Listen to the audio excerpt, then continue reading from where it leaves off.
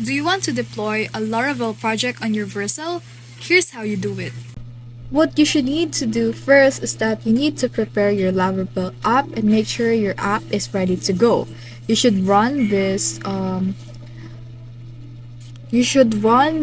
prompt right here as you can see in your screen, then move to your app to a subfolder like API, so Vercel treats it as a backend.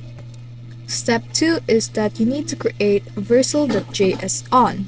In the root, create a vercel.js on, which has a file that right here. You can program it using this, what you can see in your screen. Next for that is you need to push your code to GitHub, then go to vercel.com, then import your repo, and you should connect it. In project settings, you can set your root directory to API and add this environment variables as you can see in your screen. You can pause it if you want. After that is hit deploy, and in under a minute, your Laravel project is live on Vercel.